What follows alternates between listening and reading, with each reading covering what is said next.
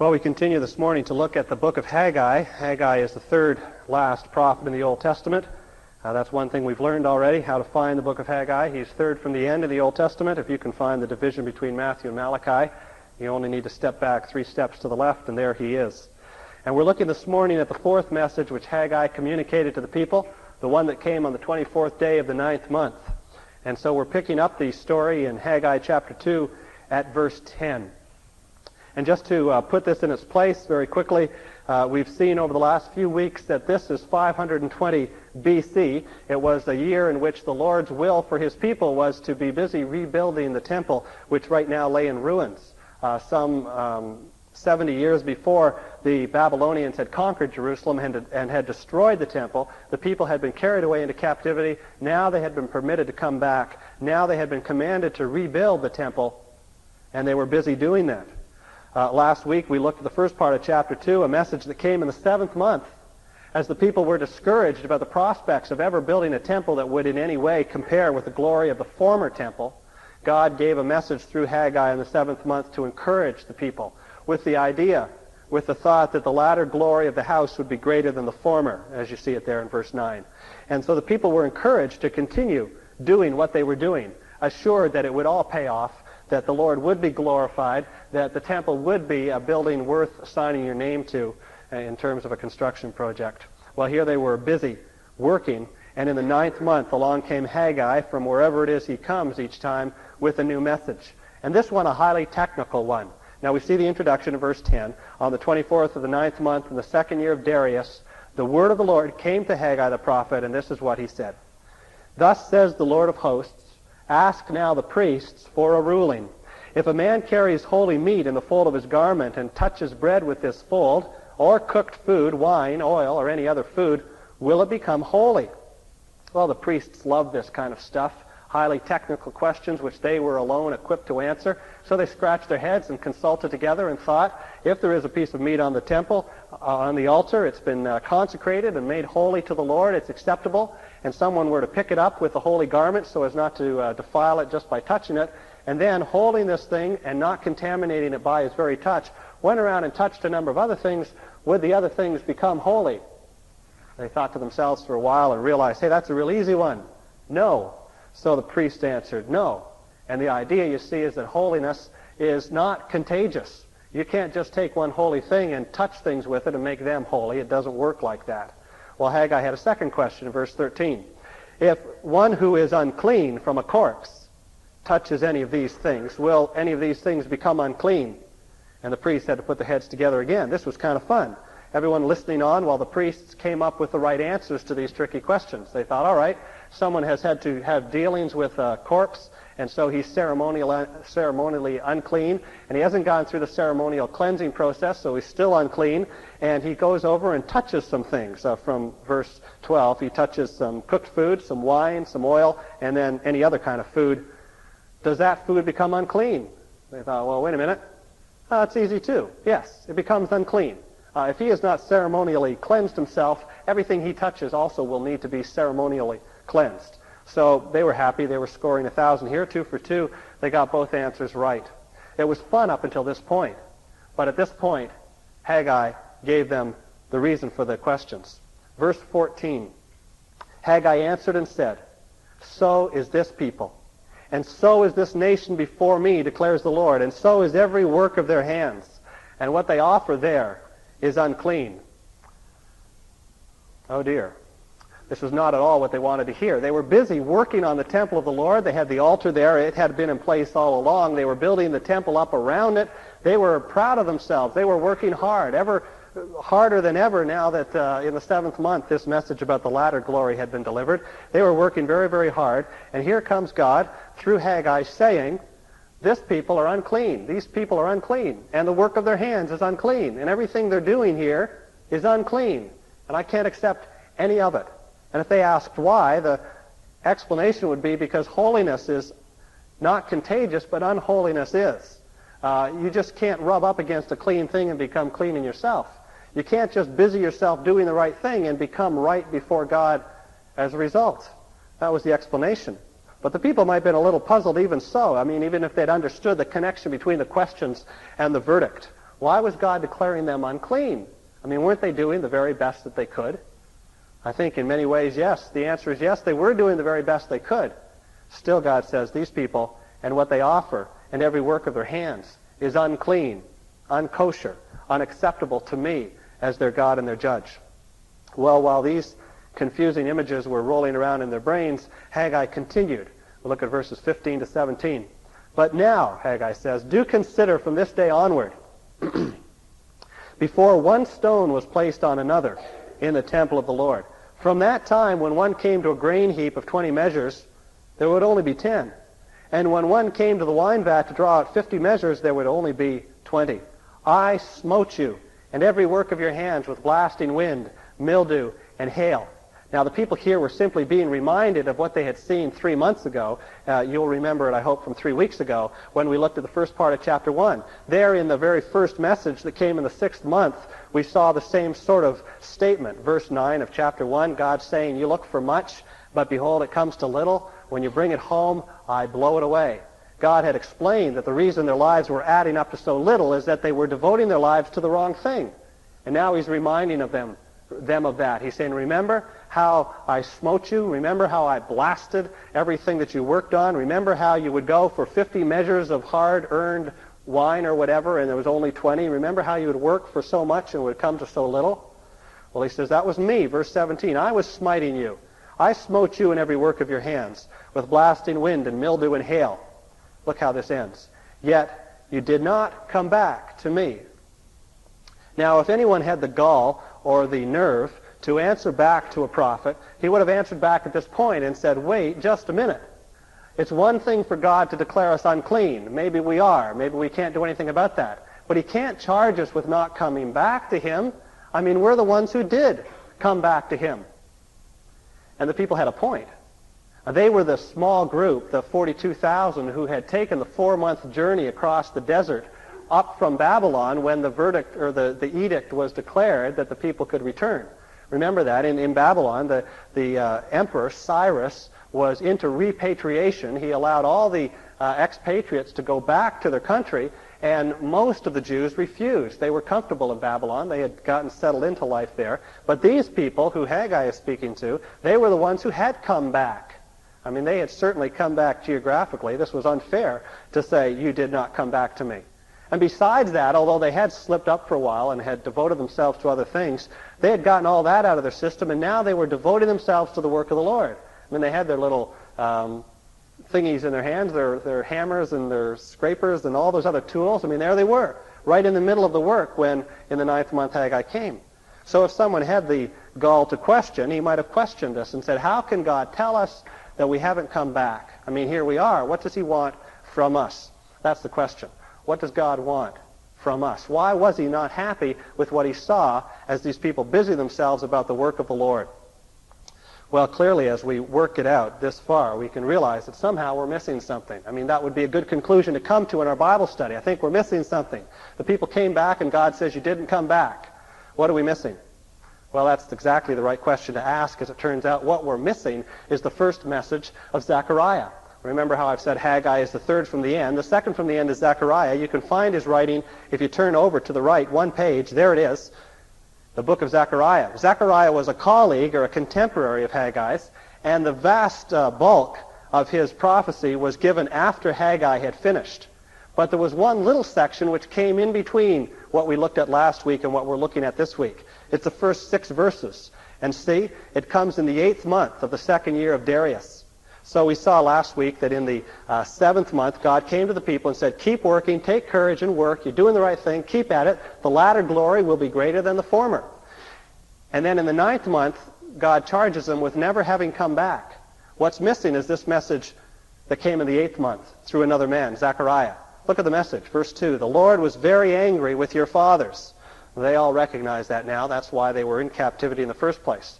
Here's the nutshell, or the summary of the message. Verse 3, therefore say to them, thus says the Lord of hosts, return to me, declare the Lord of hosts, that I may return to you, says the Lord of hosts. He goes on and compares the behavior of the fathers to the behavior of the people living that day. But that's the sum and substance of the message that came in the 8th month. Same thing. God saying, return to me that I may return to you. Now, I think this is fascinating. Here the people were working their little heads off. They were as busy as they could be doing the very thing God had called them to do. And in the 8th month, God says, return to me that I may return to you. And on the 9th month, Haggai comes back and says, you have never come back to God. He smites you, that is, he curses you. He puts upon you judgment. He chastens you like a loving father chastens his children, and you haven't come back. Now, you ought to be getting restless here. What's going on here? Did they come back or didn't they come back? Well, obviously, it depends on how you look at it, because however God is looking at it, the people didn't come back. But the way the people were looking at it, they had come back. So what gives? Well, if you can remember from your study of David this summer, the Lord looks on the heart, and that's the issue. As God looked on the outward activity, as they looked on their outward activity, they had come back. They were the people who trooped through the desert and picked up the bricks and the hammers and started to work. But looking on the heart, God says, you never did come back. Return to me, he says, that I may return to you. As it is, you've never yet come back to me. He says, I went through all of your produce and I devastated you. I lowered your effectiveness. I lowered your prosperity. I did these things to you so that you would come back to me. You never really did. And he's speaking about their hearts. In fact, what he's speaking about is something very similar to what Isaiah was speaking of 200 years ago to their forefathers. Isaiah is prompted by God at one point to say, this people draw near to God with their words, and they honor God with their lips, but they remove their hearts far from him. And their fear for him consists of tradition learned by rote. Now, in Isaiah's day, that was a problem. They were saying all the right things, but they were not in it. Their hearts were not in it. Their hearts were far from God. And now, in Haggai's day, they were doing all the right things, but still their hearts were far from God. That was the problem. They had never returned inwardly. Their hearts were not in it. They were still, I guess their hearts were still back in their own homes with the paneled housing. They were busy doing all the right things, but it wasn't counting because their hearts weren't in it. They didn't have the heart for it. Well, now how does that tie in with the two tricky questions? The two tricky questions, remember, show that holiness is not contagious. You can't become right in God's sight simply by doing the right things, making contact with the right things, hanging around the temple, hanging around the altar. That doesn't do it. That doesn't make you inwardly right with God. But the inverse is true, or the converse is true, the other side is true. Hanging around with unclean things, associated with unclean things, does have a contaminating influence upon you. Unholiness is contagious. And the people you see were contaminated by outward influences, and so they were unclean, and all the work that they were doing in the temple was not cleansing them in itself. We're not cleansed simply by going through the motions, whatever those motions might be. However right those motions might be, we're just not cleansed that way. Well, a couple of questions that we need to sort out. Why not? What was the problem? And what's God going to do about it? Well, why they couldn't do it is simply a matter of human incapability. If you say they didn't have the heart for it, then you're putting your finger on the problem. They were not capable. I mean, they were doing everything they could do, but it wasn't enough. This is a matter of God's standards. If God was just like you or me, we could talk him into compromising and saying, well, no one's perfect, so settle for what you can get. But God does not do that. He was looking for a heart wholly devoted to him, and no one had such a heart. No one did. They were incapable of being what God called them to be. They could say what he wanted them to say, and they could do what he wanted them to do, like rebuilding the temple, but they couldn't be what God wanted them to be. They had brought their behavior into conformity with the will of God, but they couldn't bring their thoughts. They couldn't bring their innermost motivations. They just didn't have the heart for it. So now what is God going to do with these people who've gone so wrong? Well, he only has three choices. I mean, logically, there's only three things he can do. And one thing has already not worked. One thing he could do is bear down upon them and punish them. He could chastise them or spank them like a father spanks his son. In love and in mercy, he could be hard on them to draw their attention back. That's one thing he could have done. But he's already done it. And it didn't work. They got busy obeying God as far as they were able to obey God. Outwardly, they obeyed God, but it wasn't good enough because God was looking at the heart, and no amount of external pressure changes their hearts. They were serving God, but in an inadequate way. So that doesn't work. So now there's only two other choices left. and one is to simply start over. Destroy them, annihilate them, forget the whole thing. Just give it all up as a bad go. Say, this project did not work. And we need to recognize that God has every right to do that. Now we know he didn't do that, but let's not think that he didn't destroy them because it wouldn't have been right. He had every right to start all over again. That's what Jeremiah was saying when he went down to the potter's place and thought about the clay and the potter and who has the right to say to who. If the potter makes a pot and it doesn't turn out, does he have the right to destroy it and start again? Yes, he does. If the pot doesn't like the way the potter's made him, does the pot have a right to say, why'd you make me like this? No, he doesn't. So God did have every right to just sweep the board clean and start again. But he's not like that. And he didn't do that. Now, bearing down on them, cursing them in that sense, didn't work. It didn't change them. And he's evidently unwilling to destroy them all. So he's only got one alternative left. If being hard on them doesn't help, and destroying them is ruled out as a possibility, what's he going to do? There's only one thing left. Cursing them doesn't work. How about blessing them? How about pouring out upon them mercy so undeserved that it somehow has its effect? Well, that, in fact, is the option that he opts for, if we can talk that way. Look at verse 18 and 19. Verse 17 says, you did not come back to me. So verse 18, do consider from this day onward, from the 24th day of the 9th month onward, from the day when the temple of the Lord was founded, consider, is the seed still in the barn, even including the vine, the fig tree, the pomegranate, and the olive tree? It's not borne fruit. Up until now, there's been no blessing. He says, yet from this day on, I will bless you. If you want to talk about unfair, here's where God begins to be unfair. The people would not respond to him. So he says, I will bless them more. Does that make sense? He says, I will bless them more. In fact, it's just what Isaiah had said 200 years ago in that verse that I referred to. That verse was Isaiah 29:13. Let me read the whole thing and then go on and read verse 14 to show you that there, God says the very same thing. They'll not turn to me. Their hearts are not in it. What can I do for them? I will bless them.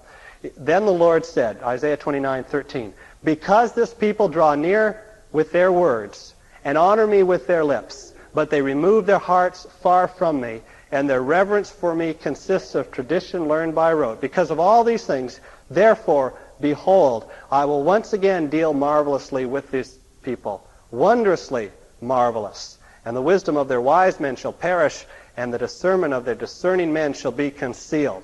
Now, it's important that we understand exactly what he's saying there. But notice first that what he's saying is these people don't have the heart for it. They don't have what it takes. So I will bless them in a more wonderful and marvelous way than ever before. Wondrously, marvelously will I bless them. And then he says, in this blessing, the wisdom of the wise men will perish.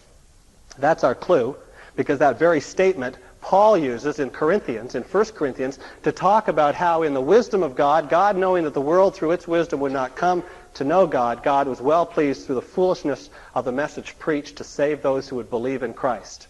What's the wonderful, marvelous thing that God would do to these people because they would not turn to him? He would bless them beyond words by sending them the ultimate blessing, by sending them Christ. Now he's talking about the very same thing he talked about 2 months ago when he said, I will give peace in this place, and the latter glory of the temple will be greater than the former. He was thinking there too, what he's thinking about now, the day when Jesus would come to them. A blessing beyond words, a blessing wonderful and marvelous. And why did he bless them with this blessing? Well, it's not that they deserved it, but it's because they needed someone who could change them inwardly. And the thing that God came to do was to change them inwardly. Christ coming as a man, living, teaching, and then dying, and then rising again, so that our hearts might be changed. And that, too, is the message that the prophets had brought all along. I think of the message of Jeremiah some 100 years before all of this. Jeremiah had said the same sort of thing, explaining that God's thinking was, they shall be my people, I will be their God, I will give them one heart and one way that they may fear me always for their own good. God says, I will make an everlasting covenant with them. I will not turn away from them to do them good, and I will put the fear of me in their hearts so that they will not turn away from me. I will rejoice over them to do them good. Here's God speaking about these people whose hearts weren't right. I will faithfully plant them in this land with all my heart and with all my soul. That's amazing. That really is wondrously marvelous. The people did not have what it takes to turn wholeheartedly to God, so God turns wholeheartedly to them and says, I will plant them with my whole heart. With my whole soul I will bless them. I will come among them. I will take their sins upon me. I will die for them and change their hearts and put the fear of me in them, in their hearts. I will give them a new heart, he says in another place, so that these things which were impossible will become possible. The people did not have what it takes to worship God wholeheartedly, from the inside all the way out. God says, well, then I will bless them, and I will send Christ to them, and he will give them a new heart. And now God can say to us, love the Lord your God with all your heart, with all your soul, with all your mind and all your strength, and it's no longer an impossibility. Now it's something we can do, because in coming to God through Christ, we are given a new heart, a heart which makes it possible to come to him wholeheartedly. You see the application here. If we're at all like them, we're in fact worse off than them. If we are like they, working away at the things of the Lord, and our hearts are not in it, then in fact we're in a more perilous position than they were. Because they were working away the best they could. They didn't have the hearts for it, but in a sense they couldn't be blamed because that sort of heart was out of their league. Well, now that sort of heart is available to us. God will give you a new heart. So what can you say about us who live in this generation?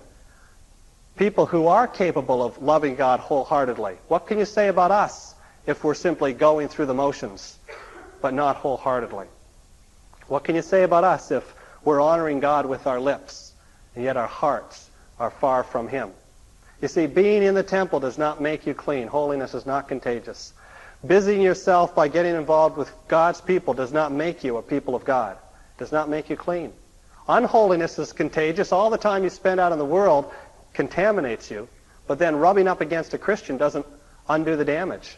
You can't come to God any other way than wholeheartedly. And to do that, you've got to come to God for a new heart. You've got to come to God and give him your heart. Come to God, body, soul, and spirit, that he can replace the inadequate parts with a whole new inward person, a whole new heart. We need to think about that. Can a person come to God without his heart in it? And is it possible to come to God other than wholeheartedly? I think this whole text proves the point. So we shouldn't ask, can you come to God without your heart in it? We should ask, am I coming to God without my heart in it? Now, to discern the answer to that, we need to ask another question. So ask this question along with me. Why is it that I have come to God? What is it that draws me to him? You see, there's a number of reasons why people come to God. The people in Haggai's day were doing it for their own reasons. There's a number of reasons why we could come to God, but evidently the only reason is a wholehearted reason, the only reason that's adequate. And any other reason for coming to God is not good enough all by itself. Can you think of some reasons why people come to God other than the one adequate reason? Are there other reasons other than wholehearted reasons for coming to God? There are, you know. There are some people-centered reasons. Some people come to God simply because their parents taught them to. They're trying to make their mothers and fathers happy. Even some adults are continuing to go through the motions, continuing to sit in church week after week because their parents continue to watch them, and their motivation is to please mom and dad. Now, that's not a bad thing. Pleasing mom and dad is not a bad thing if mom and dad are the sort of people you ought to please. But obviously that's not good enough. Your heart would not be in it if your heart's set on pleasing mom and dad. In the same way, peer pressure can result in some people coming to God. You know how some kids grow up and get involved with a fast crowd and just go wild? Well, other kids grow up and get involved with a slow crowd and they just go tame. And they end up sitting around in youth groups and just kind of doing all the things Christian young people do because that's where their friends are. It's called peer pressure evangelism.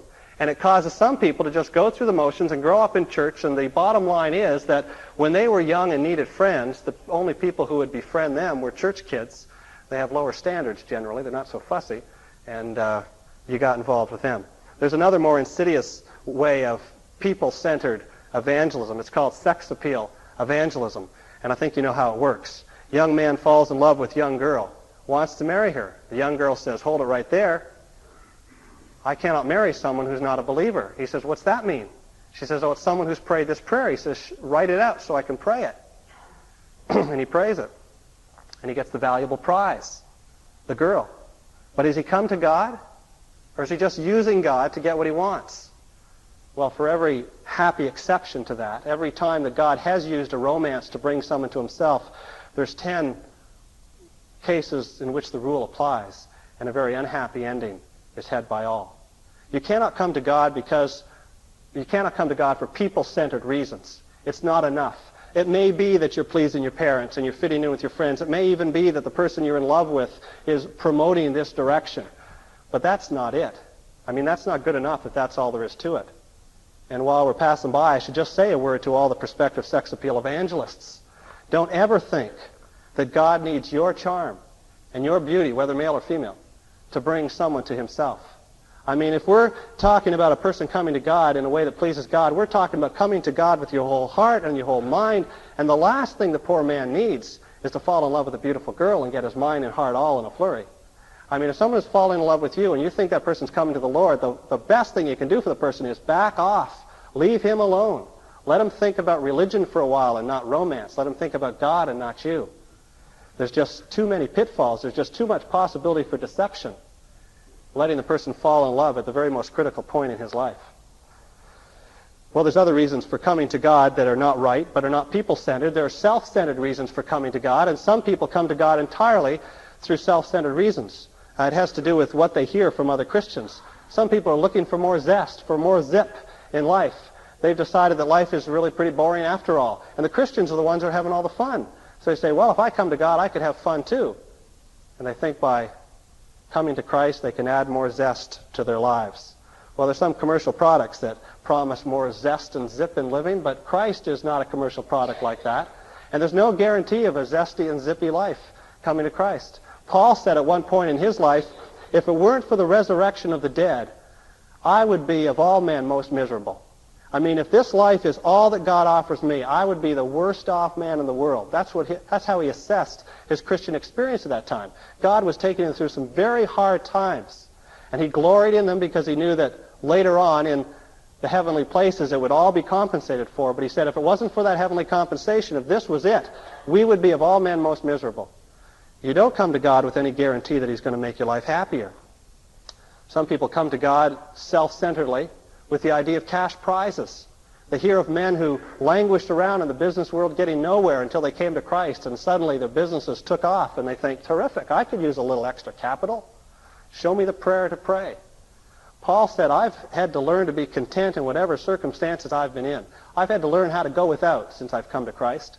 Sometimes the Lord's will has been for me to be poverty-stricken. I've had to learn to be content with that. There's no guarantee of financial prosperity following Christ. Well, if those are the wrong reasons, if people-centered and self-centered reasons are the wrong reasons for coming to God, what's the right reason? How does this fit into wholeheartedness? There's only one right reason. It's a God-centered reason. And here's how you say it. What's the one right reason? The one adequate reason for coming to God? Simply because he is God. That's why you come to God, because that's who he is. What else are you going to do with him? It's the only thing to do with him. In fact, you have no business taking the life and the breath and the energy he gives you and using it for any other thing but for him, because those things were given to you to worship him with. Think about the angels. We sang a lot of angels songs this morning. They were all Christmas carols. They all had to do with angels, I hope you noticed, because the angels are our role model here. Why do the angels worship God? They're up there singing away. They came down to earth at one point at the birth of Christ to sing away, but mostly they're up in heaven praising God. Ever wonder what's in it for them? What are they after? A shinier halo? Thicker wings? I mean, what's in it for them? There's nothing in it for them. They worship God because he's God. If you said, why do you worship God? They'd probably say, what do you mean? What else are we going to do but worship him? He's God. Coming to God wholeheartedly means coming to God along those lines. Coming to God because that's who he is. Where else are you going to put him but at the very center of the universe? What else will you do with him but make him your God? The people missed the point in those days. They were coming to God to get the temple built. They were coming to God to become the people of God. They were coming to God for a number of people-centered and self-centered reasons, but they left out the one reason, the only adequate reason, simply that he was God. And so they didn't come wholeheartedly at all. They left their hearts in their homes. They left their hearts with other people. They left their hearts intact, but they didn't come wholeheartedly to God. And they had some excuse, because a whole heart was not a human possibility in those days. So Christ came, and now a whole heart is a human possibility. And now God calls us to come to him with all our hearts, with our whole heart, simply because he's God. And the Lord searches the hearts to see who says amen to that. So now think, why do you come to God? We've all got a dozen reasons. But what's the one reason that you wouldn't do without? I mean, if of all the reasons, all the things that you get from God, if they all started to slip away one by one, at what point would you say to God, this far and no farther, take that away from me and I'm no longer interested? If you come to God for money, then when the money runs out, you go somewhere else for money.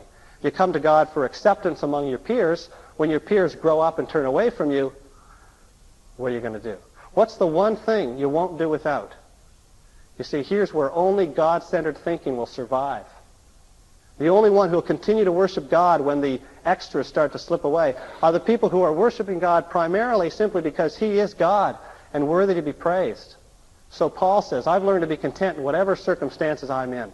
I can do all things through Christ who strengthens me. Even without this or that or the other thing, I can get by. That's what he means if you look at it in context. I can get by because all I'm really after is God himself. All I really want from God, the one thing I won't do without, is God himself.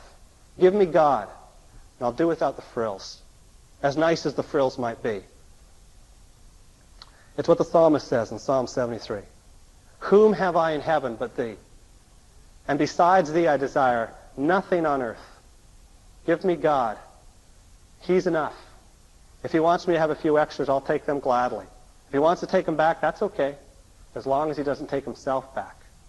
And that's the one thing he can be guaranteed of. The one thing he will not remove is his presence. That psalm goes on to say, the nearness of God is my good.